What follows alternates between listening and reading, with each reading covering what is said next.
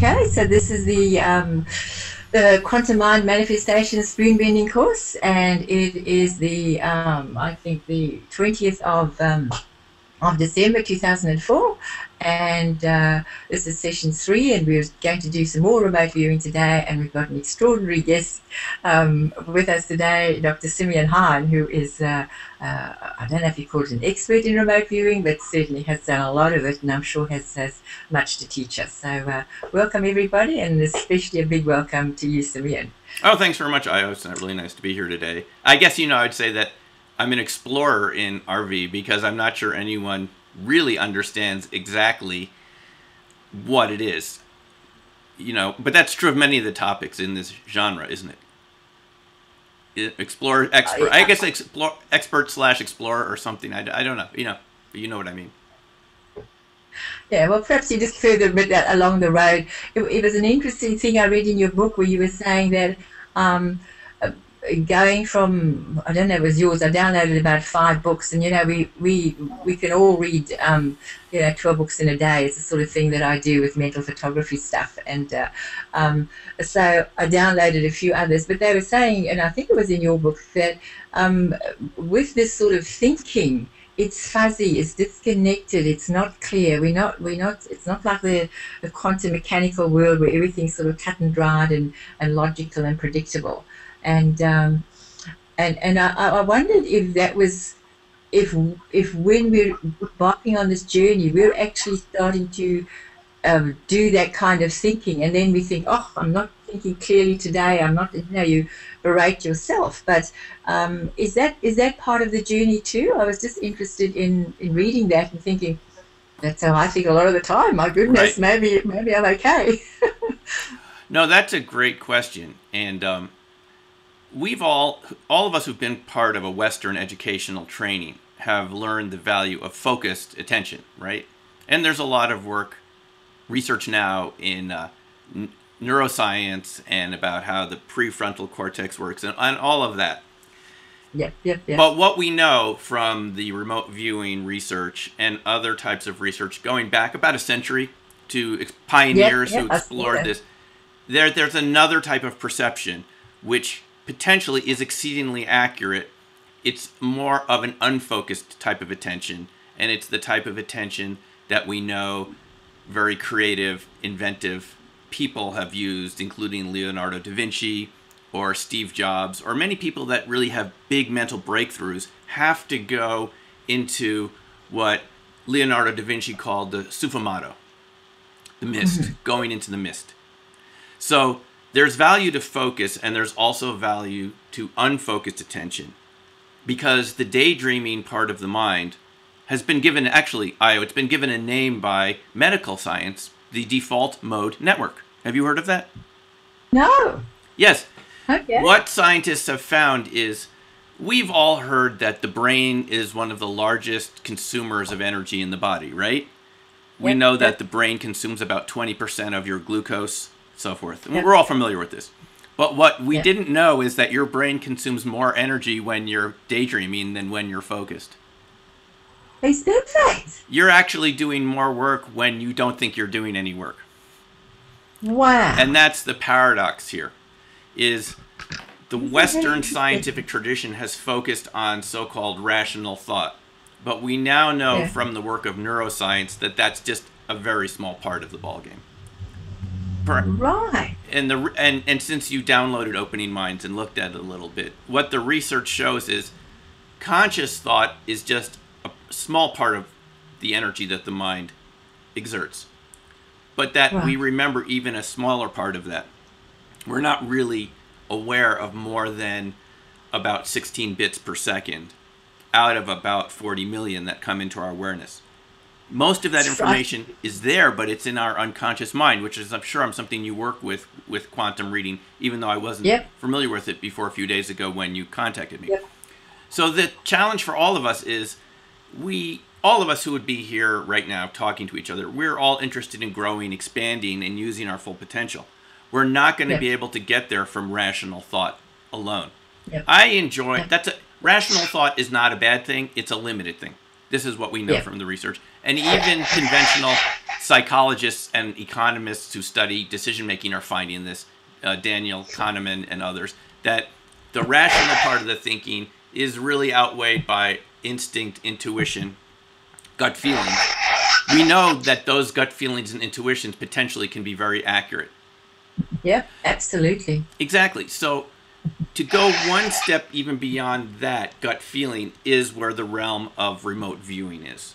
And it's in the realm of what I call mirror systems or resonant systems, reciprocal systems that are a mirror system to our conscious rational mind.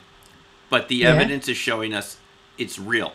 Now, we've been taught that it's imagination is some sort of fantasy world. It's not real. It doesn't have the status of conscious rational thought. I think the data is increasingly showing us that that's not true. That imagination and unconscious processes, daydreaming, have a high level of value. They can. And that they actually can lead you to very tangible, real outcomes that by any definition would be seen as precise and accurate. Yes.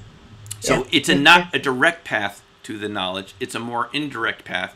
And it's the path that creative, inventive people often use to create breakthrough inventions and ideas that really are the basis of our lives. If we didn't have daydreaming, we wouldn't be even talking right now, because many of the people in Silicon Valley that invented computers and the internet were big proponents, were hippies originally.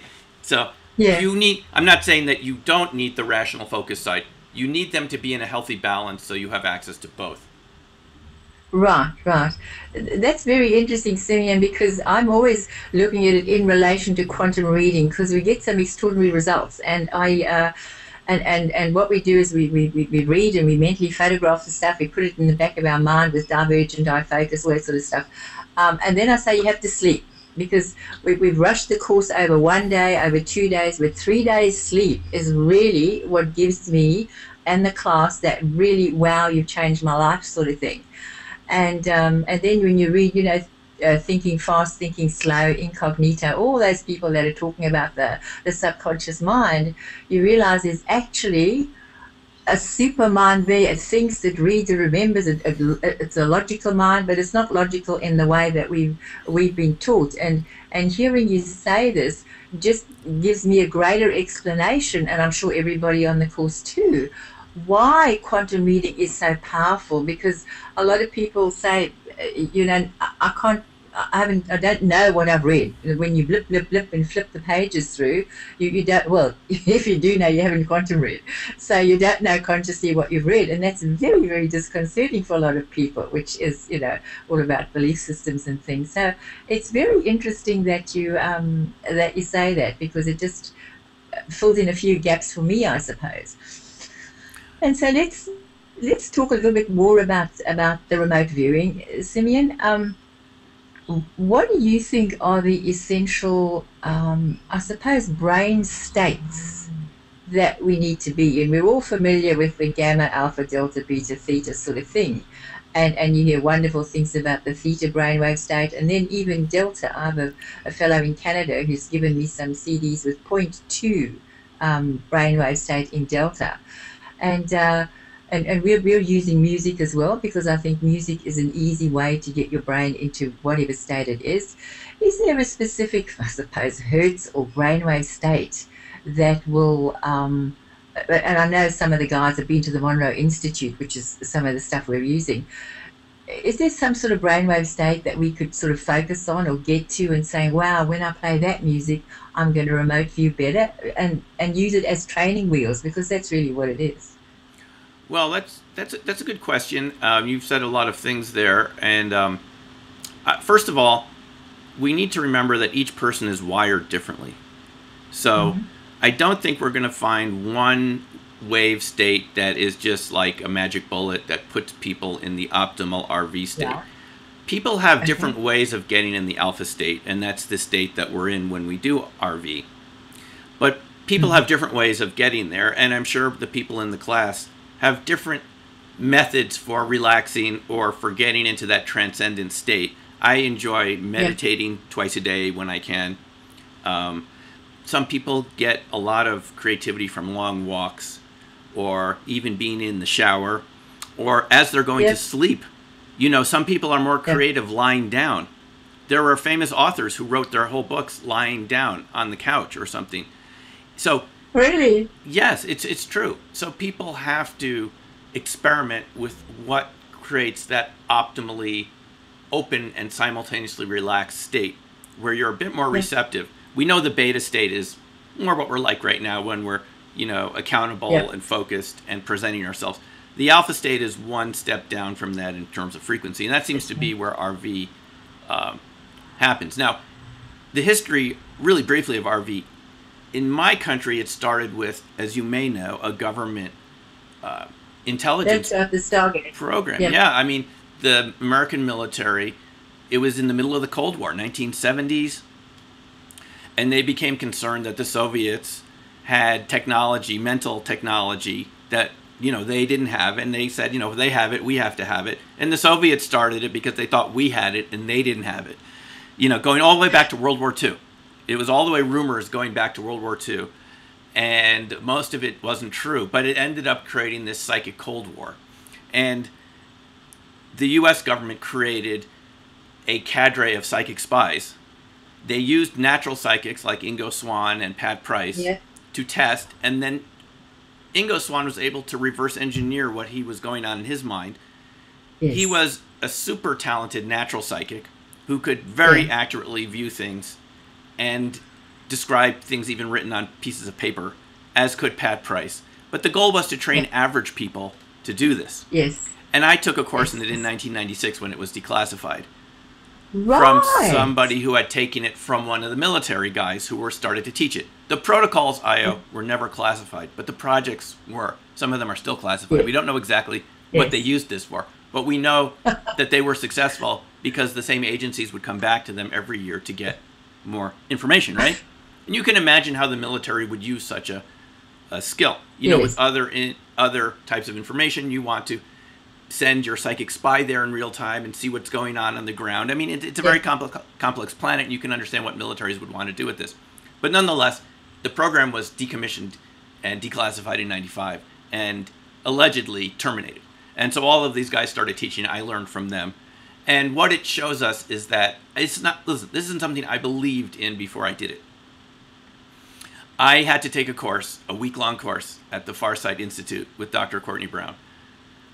And a couple days into the class, I did things on the page that I didn't think I was capable of doing. I could draw targets that were hidden behind me in a folder in a closed room, and the target could be in another room or behind my head. There was no way I could see it. And yet, in some cases, there wasn't any question whether it was target contact. It was perfect target contact. I don't know if I wanted this to be real for me.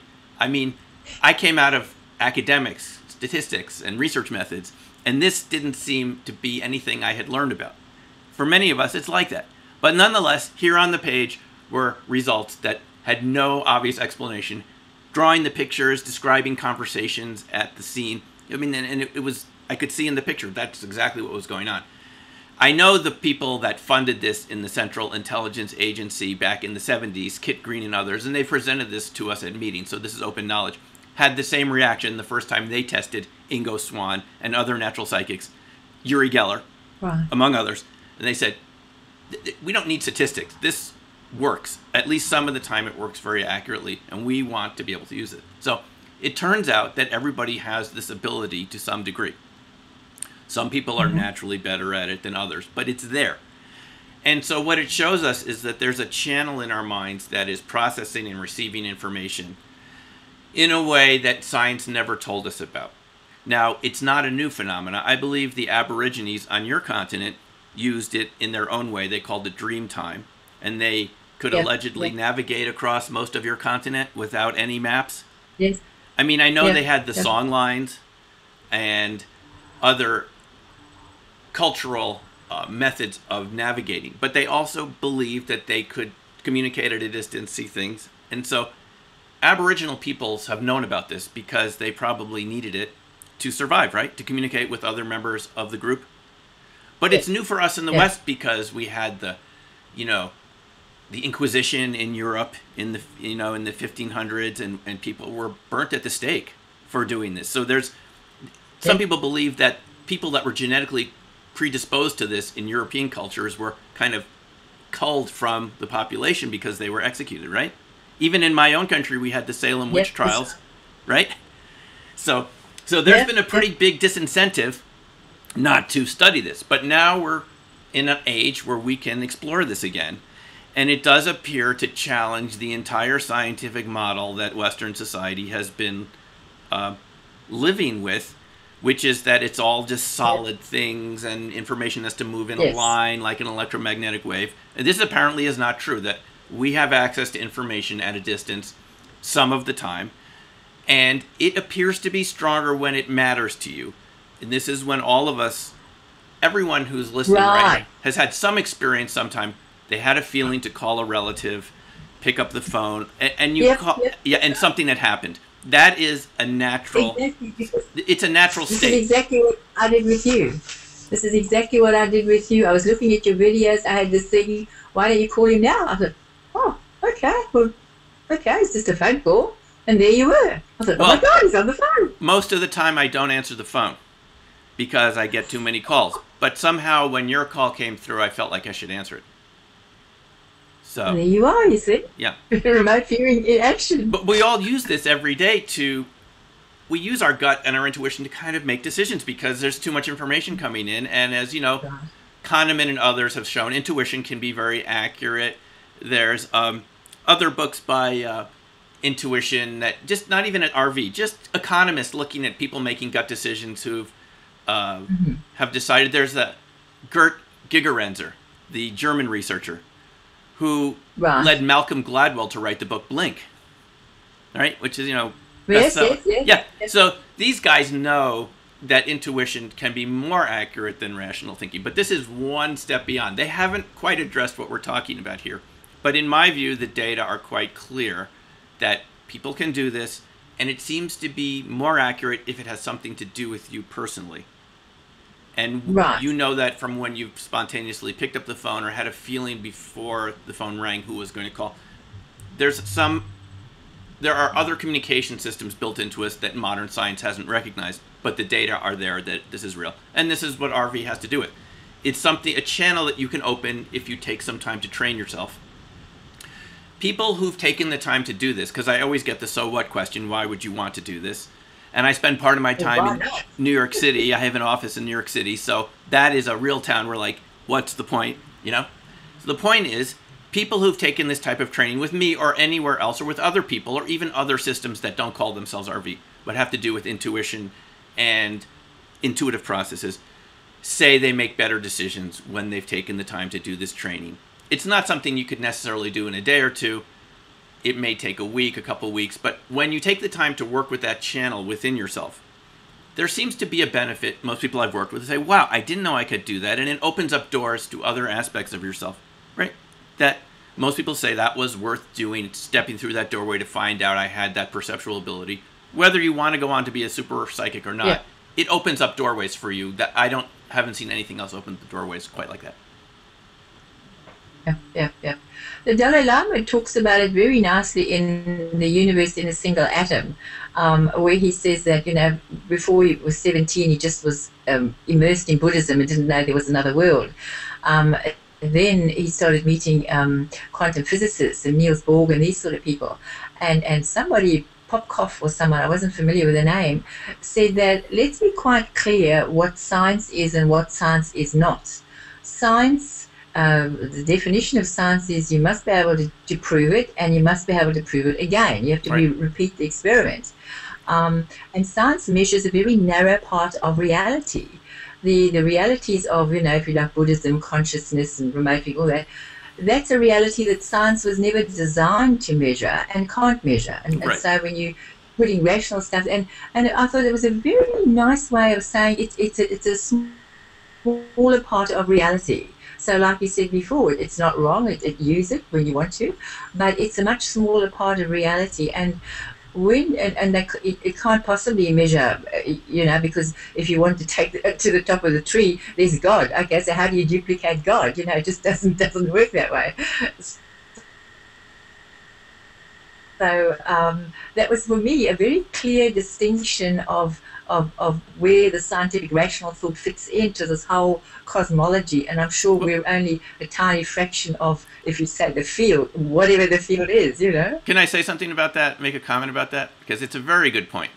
It's something that I think about every day, is that, science does deal with repeatable, measurable data, interpretations, and theory. Now, I believe the data are there to show that RV and its related phenomena are real, because Dean Radin has written, like, at this point, 5 good books full of statistical analysis. I can say, speaking as a statistician, the statistical power of the studies that he's talking about are so strong that if you believe in the scientific method, you have to accept RV at this point. Just the information from the Princeton Engineering Research Lab, Bob John, where they had people influence a machine that had random numbers, and they found that you could affect every 10,000 bits if you were interacting with the machine.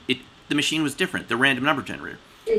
Now, the Princeton stuff. That's at trillions to one that's by chance. There are very few other scientific results that are... RV is one of the strongest scientific results that's ever been produced, as far as I'm concerned. It's been reproduced for 100 years, and the tests get more controlled and better. But science does not want to go there yet. Well, can we rephrase that perhaps and say that the powers that be that are controlling or trying to control our thoughts don't want us to go there, and therefore the scientists who the scientists fall under that umbrella? It's a bit, to me, in my little mind, it's a bit like the medical stuff, the drug companies pay for the schools, the medicine, everything. Right. So it's very hard for you to step outside that paradigm. Yeah, that's a good example. But it's not just, I'll tell you something. It's not just them, the powers that be. It's us. We feel comfortable, as long as we feel comfortable being controlled by that mindset. When there are enough of us that feel comfortable to break through, to go beyond, it'll spontaneously open up into something that more people explore. I think, having worked personally in Boulder, Colorado, where I am, with an attempt to get a cleaner fluoride product in the water rather than the one contaminated with the heavy metals, the response we often got from people is, I trust what my dentist told me. They didn't want to look at the data we showed that shows that it's a dangerous thing for some people to consume this in water, which means it's probably not a good idea to put there if some people are affected by it. It's something I've looked at consistently. But to my surprise, Io, it's not just the dental community that attempted to interfere with us. It's the patients we talked to. And I believe my dentist, people on the water boards. So it's a bigger thing than just authorities. It's people accepting authority. But having said that, change does happen. That we know the Earth isn't flat. This is like realizing the Earth isn't flat anymore. It's a big step. It takes a lot of courage. It took a lot of courage for me to go to that RV class. I'm not sure I even wanted it to be real. There was a part of my mind that, you could say, I'm comfortable with my belief system. I don't want to change it. But we expect science to tell the truth. And we expect science to adapt to the data. Now, if they don't want to do this, as Bob John said, who was the director of the Pear Labs at Princeton, where Einstein and many other physicists studied, they need to step aside and admit that they're not willing to take that step, that science is only going to deal with things in the past and doesn't want to move into the future. They either need to adapt their paradigm or get out of the way. You can't maintain that mantle of authority if you won't deal with new data. Ultimately, it comes down to reality. We know people can do RV. It's been proven beyond a doubt statistically. It doesn't mean every single person can do it perfectly every time, but there's some people who can do it very well. And if you even take the average person, Io, you get about 4% more accuracy than you should, just versus guessing, which is a lot. Over and 4% is a lot. If you got 4% better on anything, it's between 4 and 8%.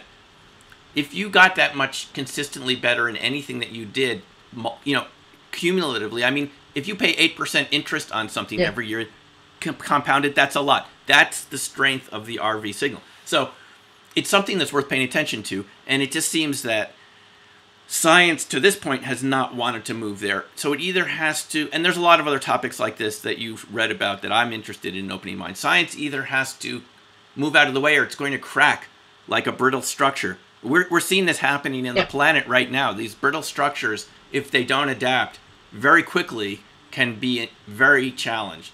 It can be shocking, right? It can be shocking.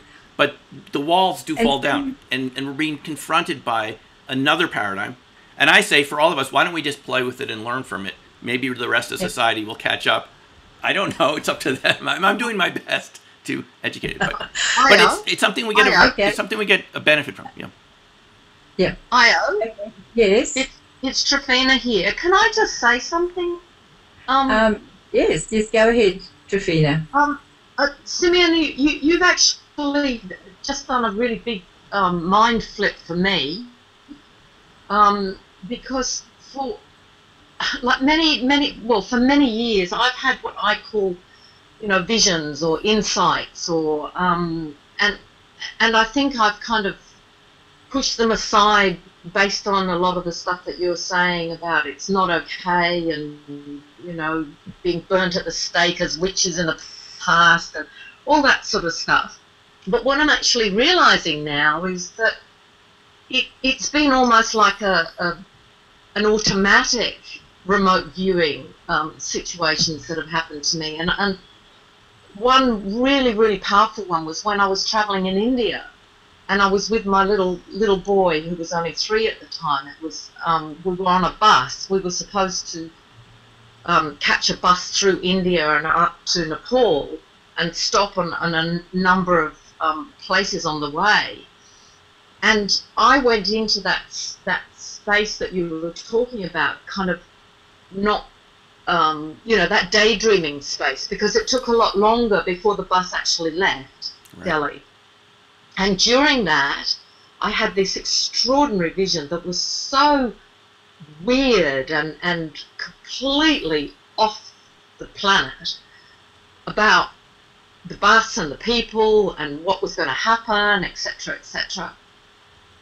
Only it turned out, I'll cut the story short, but we ended up, when we got to, we ended up actually driving through the Himalayas at night, which nobody ever does. An incredibly dangerous journey. And they wouldn't let us out and stop at any of the places on the way that we were meant to, etc. And we finally kind of mutineered when we first got to Nepal. Half of the bus said, "We're not going with you anymore, you're too dangerous." One of the guys on the bus actually tried to stab somebody with a screwdriver, and anyway, the upshot was that we went and reported it to the police when we actually got to Kathmandu, and it turned out that this bus had been hijacked in Turkey, and the way that they travelled through all of these countries was they were picking up people, taking their money supposedly on these tours, but they never took anybody anywhere. They just kept them in the bus until they got to wherever it was that they were going next. And it was only then that I realised that this thing that I thought was completely, that I thought that I was off the air. I thought there was something crazy about me. Right. But the truth of the matter was that I actually saw everything.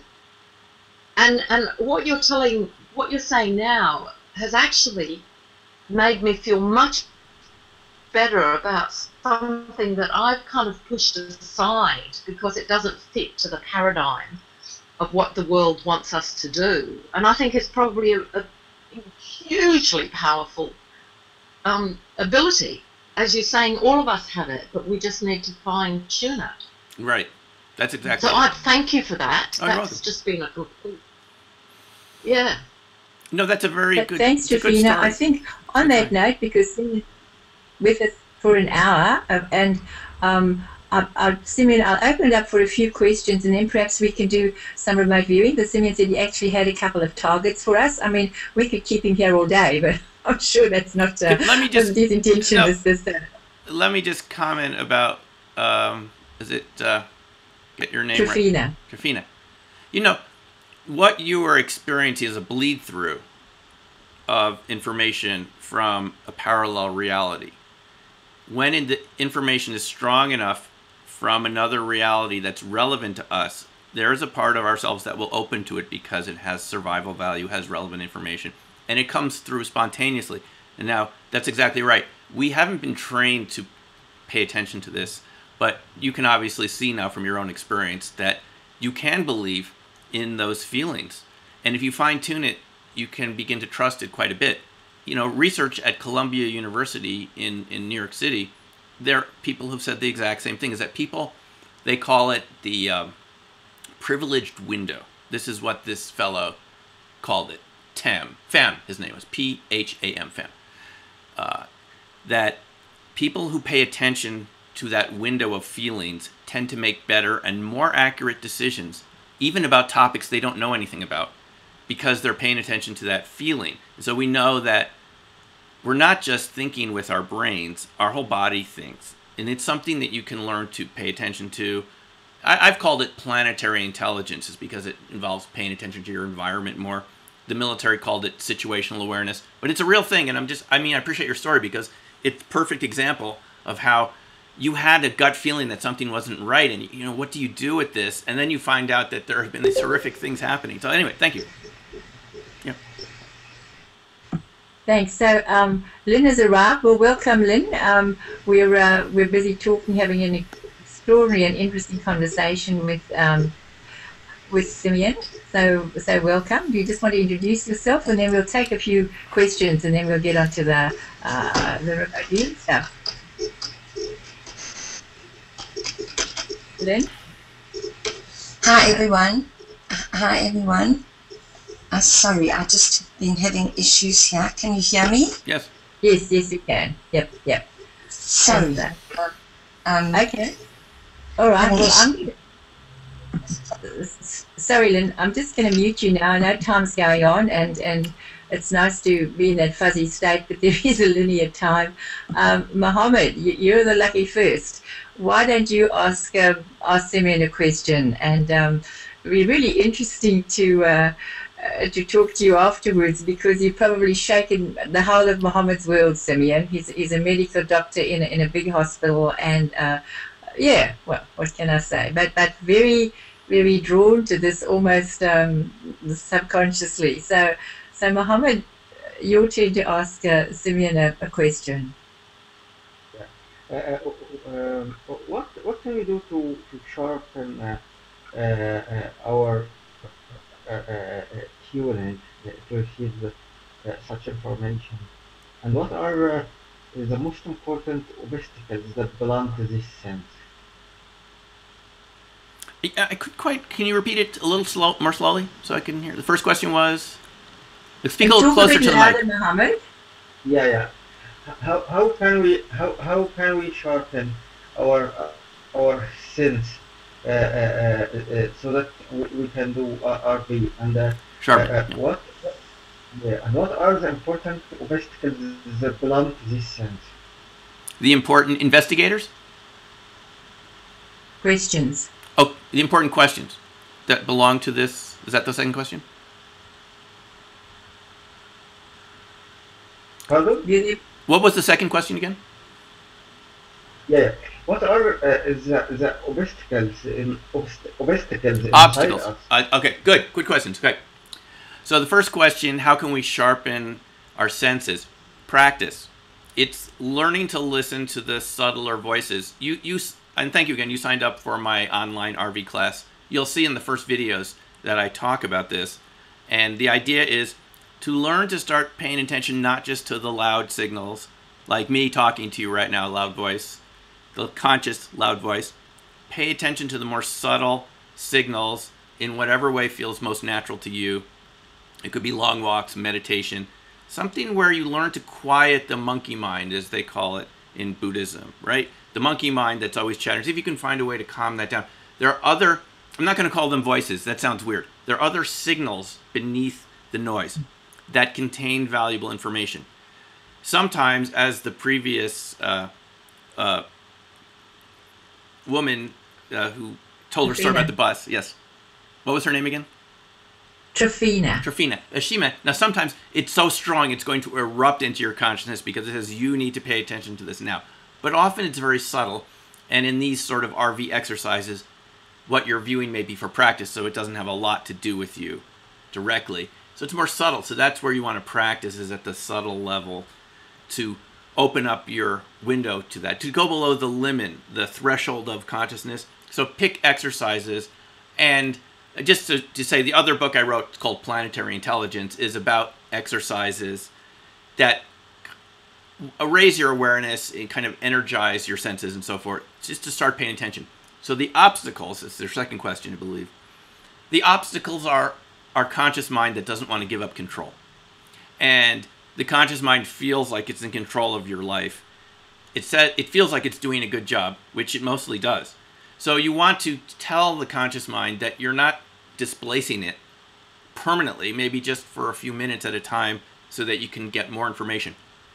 After a while, your conscious mind will like this process because it'll see that it can help out too.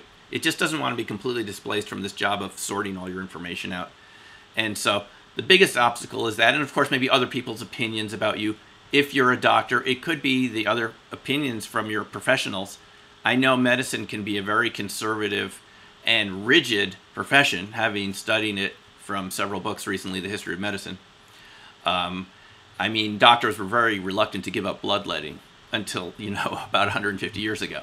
So it's your opinions of peers and people can affect us. So it's learning to deal with that. The obstacles are mainly social and our own training to believe that we, as Strafina said, we're taught to think that you shouldn't pay attention. At least some of us were. And that time we were burned at the stake for this. So it's learning to feel like it's okay to use all of your senses. We have more than 5 senses. I think Ingo Swann estimated once that some people have said we have 20 different senses. So learn to use all of your senses. Take time. This takes some time to practice slowing down, paying attention to more subtle signals. Okay, thank you. Thanks, Mohammed. Okay, Pete, you're next. So let me just mute Mohammed and oh, hang on, Pete, you're on 2 things here. So I'll go on to the second one. Let me just work my computer here. I am okay, Pete, that should unmute you. Do you want to ask Simeon a question?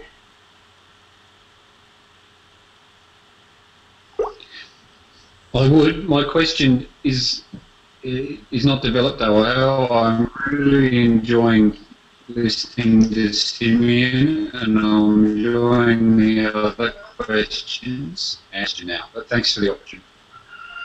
Well, Pete, you might want to ask him how to remote view growing crops and things like this. Our next experiment, Simeon, is to grow seeds in the palm of our hands. So you'll just see the tinsy bit going. And I've got some wheat seeds now, which are about that long. You don't want to ask him something like this, Pete? Like, this is your moment.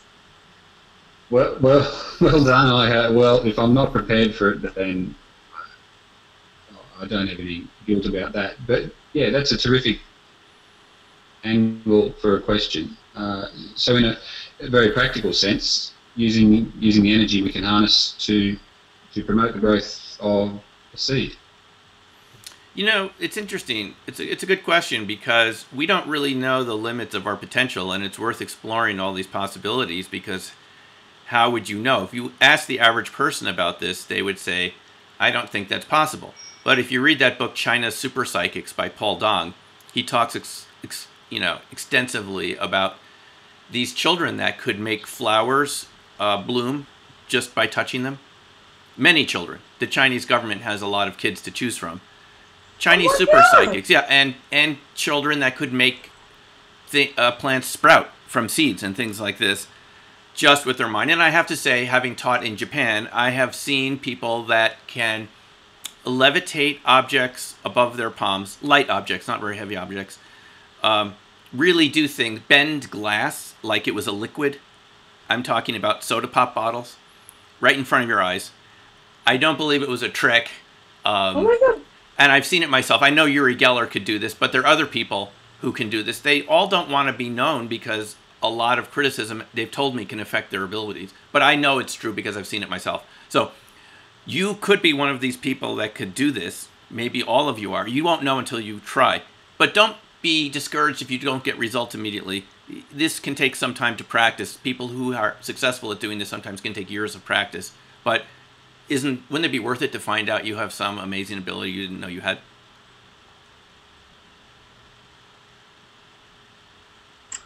Okay, Pete, we're looking for a great harvest here. All right. I'm willing to try. Sorry, Pete, you're breaking up a little bit. Okay, I'll just leave it for now. You can put it in the chat. Titania, would you like to ask Dr. Simeon a question? Yeah, what's the best way to remote view? Because I find I have trouble seeing what's in the box. Well, I'm not sure I'd recommend looking at things in a box. It has to be exciting to you. That's the best way. So the best way is whatever works for you. There are many ways to do this. When they had Ingo Swann testing him view things in a box, he threatened to leave the project because he got so bored. And he said to them, if you want to know what's in the box, open the box. I can put my mind anywhere in the universe. This is a trivialization of my abilities. That's literally what he said to Harold Puthoff and Russell. That's right. You interviewed that. So you don't want to trivialize it. Titania? Yeah. You don't want to trivialize it. Keep it interesting. Keep it fun. We're going to do an exercise in a minute here, which is one type of practice. But do it in a way that's interesting. You might want to have one of your friends pick a target so that you can talk about it later and you can see how much you got right or not.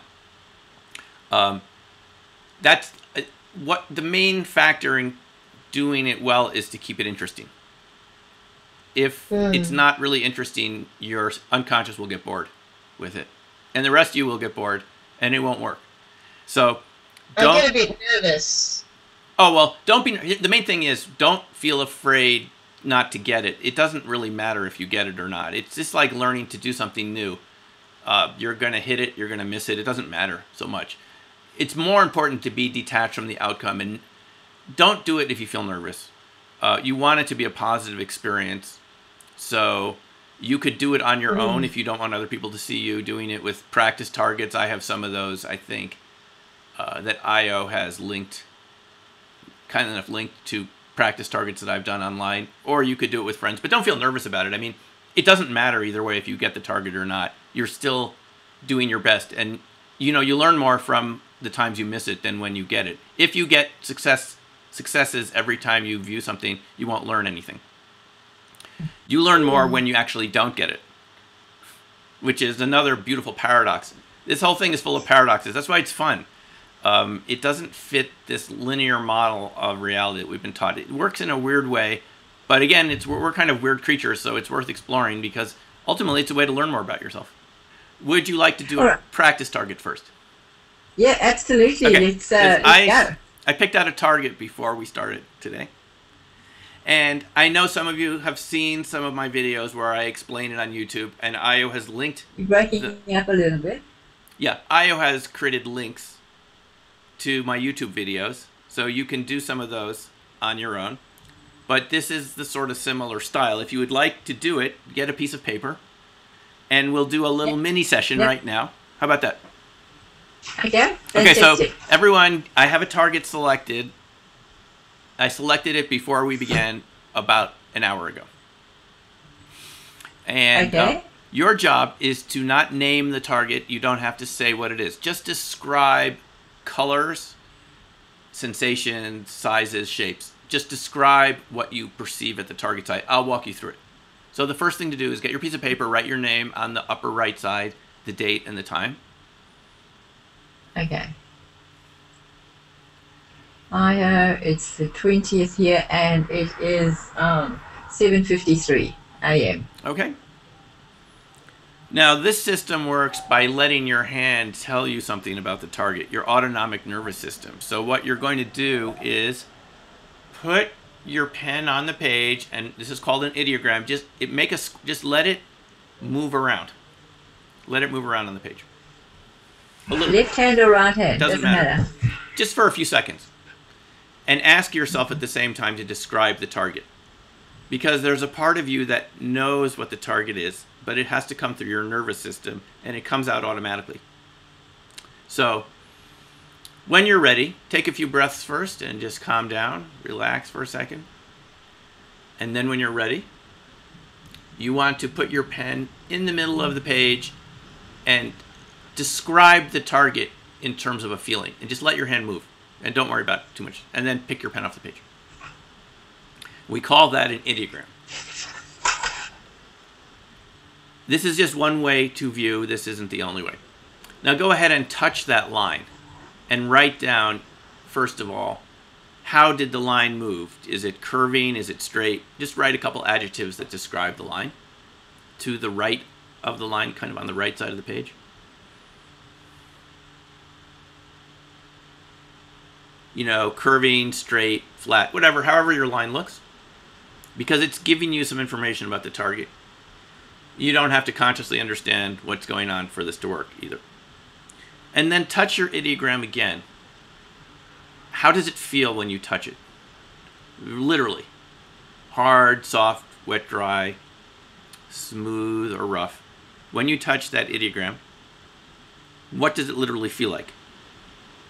As if you're reaching through space-time and touching the target, what would it feel like if you touched it?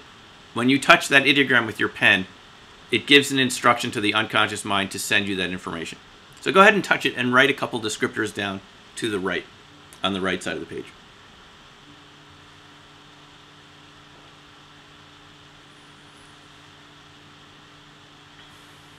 And then go ahead and touch it again, touch another part of your ideogram. Just describe how it feels when you touch the line with your pen. Because to your unconscious mind, it's like literally touching the target. But what would it feel like if you touched it? And just go with your first impression, by the way. Don't think too much about this. We have something called the 3-second rule. If you wait too long, you will forget the feeling. Right? It's got to be kind of quick to get past the conscious mind trying to slow it down. Okay, so you have some things written down that describe the ideogram. That's good. Now, go ahead and we're going to move into what we call the second phase, phase 2. Go ahead and touch the ideogram and let's see if you can describe some colors.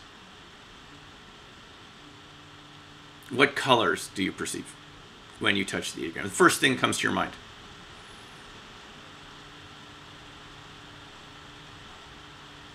What textures do you perceive? Just pick whatever comes to your mind first, write it down, then you can move on. Sounds. Temperatures. You want to write all this down as it comes to you. Luminosity, you know, light levels. Tastes. Smells. Temperatures. Sounds. Now, if you get a very full-blown 3D image, this is usually mental noise. This is usually not signal. We call it overlay, analytical overlay.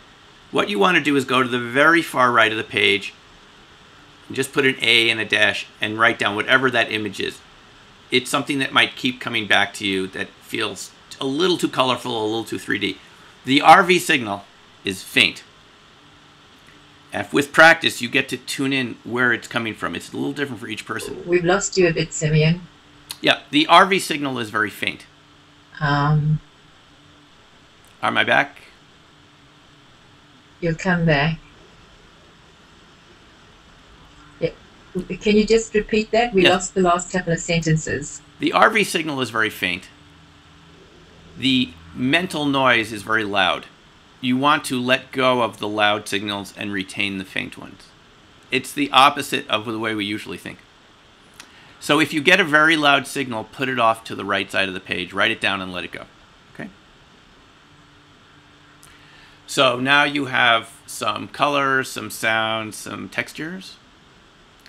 Now let's move on to shapes.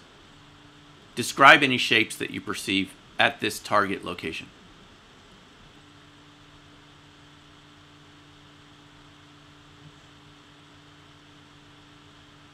Size. Describe any sizes that you experience.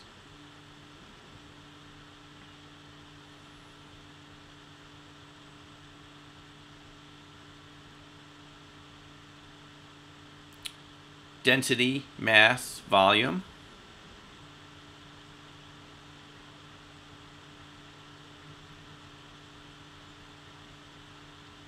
Describe the orientation.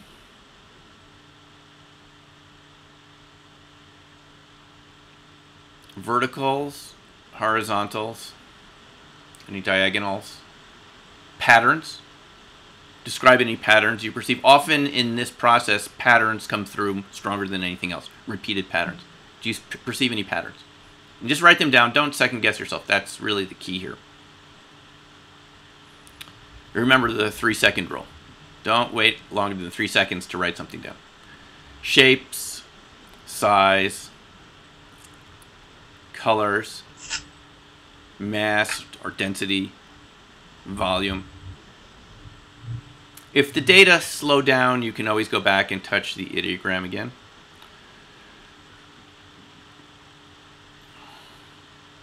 Describe any verticals or horizontals. Textures, shapes, patterns.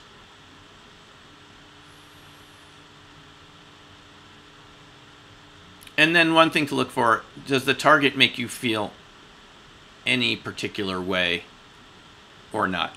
If you're getting a feeling, write it down. If you don't have anything, you don't have to write it down. Sometimes you can get a visceral feeling in your body when you're doing a target like this.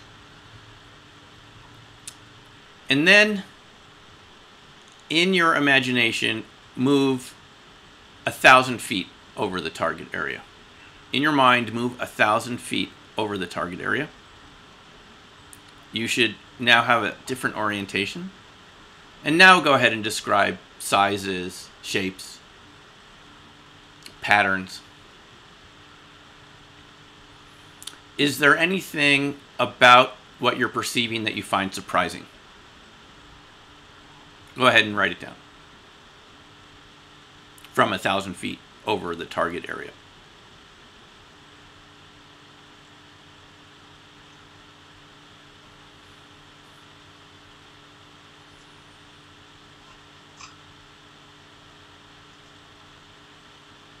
Colors, sounds, temperatures, textures.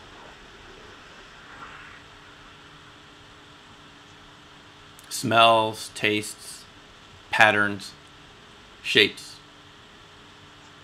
direction. Just write down whatever comes to your mind when I say those things. Again, if you get anything that's like a noun, what we're using here are descriptors. If I didn't completely explain it. Anything that's a full-blown noun has to go off to the right side of the page because it generally seems to be noise. And what we're doing here is separating out the signal from the noise, if you can get the drift here. The signal, again, tends to be very 3D, very loud. The noise tends to be very loud and 3D. The signal tends to be very soft, transient, fleeting, and it disappears if you don't write it down. That's how you, and what we're doing here is learning to separate. Okay? So now go down the page a little more. This is what we call phase 3. Draw a sketch of any of the things that you have written down so far. Can you sketch it out? For some people, Titania, you asked before about, how to go about doing it. For some people, it's stronger through sketching. For other people, it's stronger through something else. So we're all a little different. But go ahead and see if you could draw a sketch. And don't worry about how it looks. Just let your hand move if that's what it takes. Or look at what you wrote down. Could you fill in a mini sketch of what you've perceived so far? Don't be afraid about being wrong. Just go for it.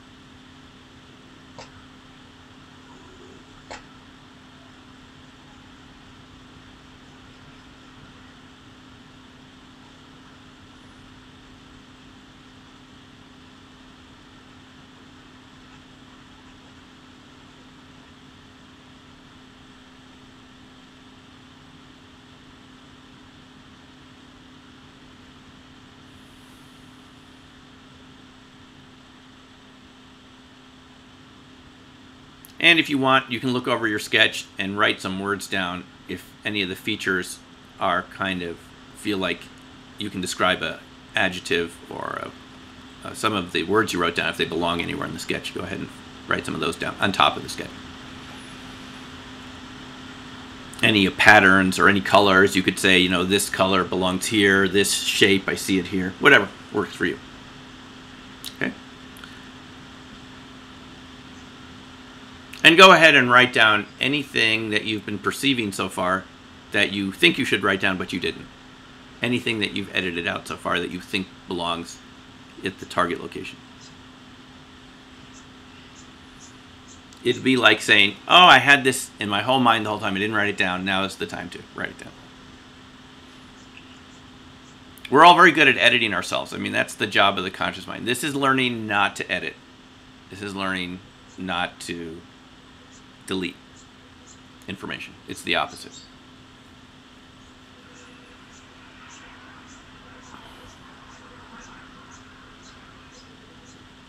Okay, and so when you're ready, you could write end session and the time. It's pretty early for some of you over there.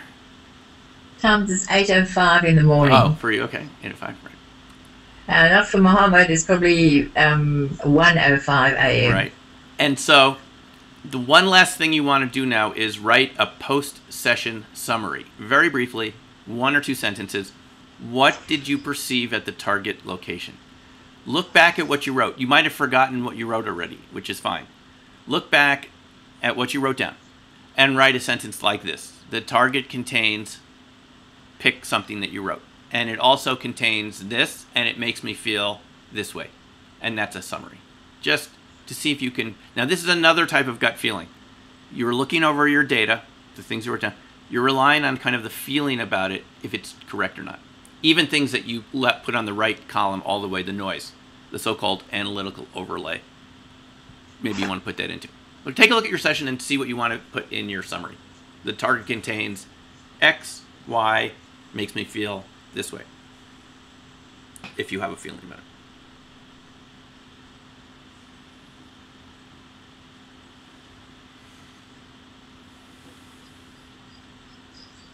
Yeah. All right. Does anyone need any more time? Oh, I've muted them all. Yeah, they're all muted. So you can raise your hand if you need more time.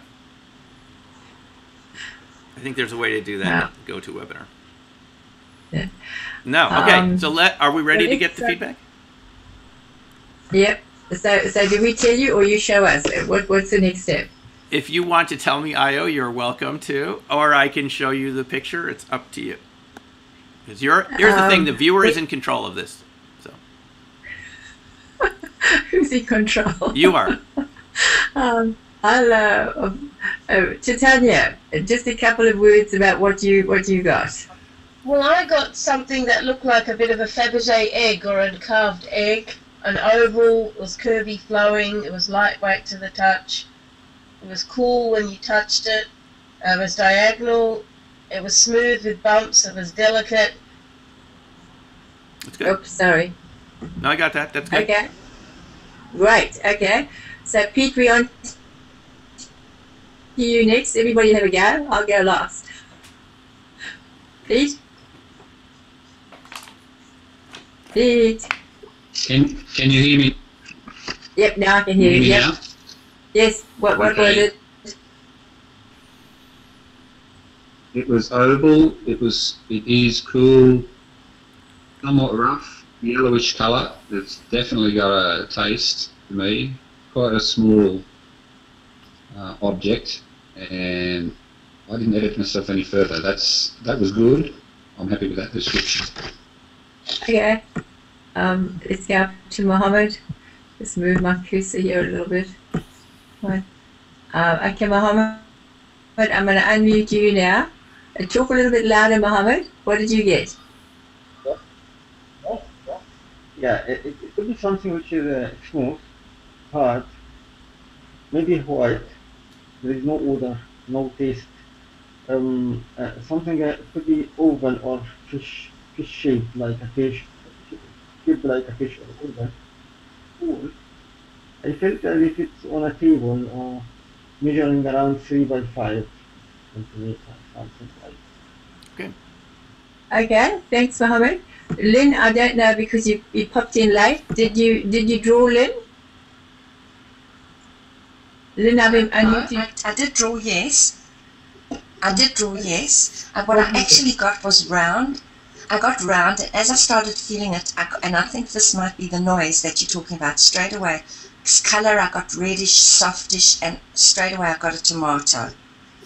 And I thought, okay, maybe this must be the noise because it came so quickly, so clearly, so succinctly. So I tried to put that to the side, and then I got like soft, like softish, fluffy, almost like clouds, cotton wool in feeling. So that's me. Okay, thanks, Lynn. Trifina, I'm going to go down to you now. Let me just work my little thingy there to Tanya, Trifina. Okay, Trifina, you'll go. My ideogram looks a bit like a little tiny sperm. What came for me was yellow. It's alive, vulnerable, needs protection, smallish, baby, soft, gentle, round, vulnerable, light, fluffy, white underbelly, feather-like, and I got a very strong sense of a bird, but I put that off to one side. And then what came to me was it was too soft for a man, not likely. So okay. I think not likely to be what you might have come up with, Simeon. I don't know where that came from. Okay. I also got round. I got sort of brown, quite big, and I got it sort of was made by man, like it was industrial, maybe steely, something like that. People made it, yeah, and a lot of noise. And anyway, let's take ourselves out of the agony. Moment of truth. Well, you all did a good job on it. Here's the and the winner is. Here's the target. So it is. Oh my goodness! There are cottonwood trees here because this is Salt Lake City. This is the Mormon Church. It's Salt Lake City. So someone mentioned cottonwood trees. There are a lot of cottonwood trees there. This is an area I visit. I've taught classes there. So you would have, some of you might have gotten structures. You might have gotten biologicals, trees, a sense of open space, maybe a cool feeling. Someone, I think, described bluish colors. Now, we kind of did that in a compressed, that was a pretty, small amount of time to do a session. Normally, you have as much time as you need to do it, and we'd want to take a good 20 minutes. But just for practice, that's kind of what it feels like. Here's the target. It's now going back in time to the version of you that's still viewing it, if that's okay with you to look at it that way. And you would perceive these. Now, again, this doesn't have the impact on you of something happening in your life to friends or relatives, so the signal won't be that strong. But you can see it's a very subtle type of signal, and that you can get something. Now, I don't literally see a tomato there, as they say in the UK, but there's reddish things that look like tomatoes, don't they? Trees, from a distance, it might seem like a reddish round thing. Your mind wanted to rush to draw a conclusion because that's what the conscious mind does. It wants to, when you're doing RV, the real trick is to refrain from drawing conclusions about the target data. Your mind thinks its job is to make conclusions about everything that comes in. So if it sees something red and round, it's going to say red round, red ball, red tomato. We've lost the signal a little bit now. Your mind is going to want to make conclusions, and the challenge of RV to do it well is not to draw conclusions until maybe the very end. Right. So. Okay. Well, thank you very much. He's gone off now. Wait, sorry, it turned off. It gave me. It turned itself off for a second. Here, I'm turning it back on. Yeah. Okay. Fine. Yeah. Well, thank you very much. I suppose I got something like a sort of industrial with lines and space, and then there was this big. I thought it was a big ball. So I got the spacey bit, but not the object bit, which was strange. Yeah, okay. right. It takes some practice to do this, but that's kind of the feeling of it. So. Yep. I think it's wonderful. That really gives us a much more subtle. You know, we're talking about in quantum mechanics. We talk about the distinctions. You know, we have one word for snow. Eskimos have 40. So, what are the distinctions that? And you brought some really great distinctions to what I was doing, and just just as an exercise on the way to spoon bending. So. So thanks very much, Serena. I know your time is up. And anything else you'd like to share with us? And do you want to give a plug to one of your courses? Because I don't know if people have been on the website, but you've got quite a few going. And there's that super mind thing, which I don't understand what it says about fusion and all that. Well, I'll just explain that really briefly. What I've done with all of this is the first level of training. For people that have gone through this type of training, I have an advanced class, and I'm not saying you should join it or anything, but I'm just telling you, since you asked me earlier what I was doing with it now, where it's gone. I like to apply RV to your own life, so I've developed a protocol that I call Human Fusion to remote view your own future selves, and bring the information back to the present to become better at something that you want to be better at, to let the information come through from your own future, so to speak. And that's what I call human fusion, to use it in a creative way. And you asked me before we were on the air with everyone, what do you do with it? This is the first level, is to show yourself that you have this ability. But I think it's interesting to apply it to get a result in your life that's positive and constructive for you. So this is what I have a secondary class, which I'm going through right now. It's an 8-week class. And it's where we work with your own particular projects and ideas to remote view your own life in a way that gives you productive, useful, and detailed information, not about distant targets that don't have anything to do with you. And if any of you would like, we can talk about it at another time or not. But you've put some of the links up, Io. So if you're interested, you can watch some of my YouTube videos. As Io mentioned, I have Opening Minds and Planetary Intelligence, where I've written about some of these topics. And feel free to email me if you'd like to stay in touch. And take a look at the YouTube videos if you'd like to do more of this type of practice. Yep, I will. So it's not like quantum jumping or anything like that, and it's not what was the other thing they do? I can't remember now, but it seems to be very different from that. Well, it kind of starts off where quantum jumping leaves where quantum jumping stops. It's the same idea, but we want to take that and really work with some of the images that we get in a very detailed way, and do it in kind of a structured way long enough to get specific information and record it and so forth. So I would say it's a related process, but it's one thing to make the jump, but now you need to open up the apertures on a more regular basis. And that's why we're saying everyone does that in their own way. And I can put it on Dropbox for everybody. Sure. No, thanks very much for having me. I've enjoyed meeting all of you, and this was a lot of fun today, and hopefully we'll get to do it again sometime. Yeah, that'll be a pleasure. Okay, well, thank you so much for your time, and we'll talk again, I'm sure. Okay, thank you. Take care. We'll talk to you later. Thank you. Yep, bye-bye. Okay, bye.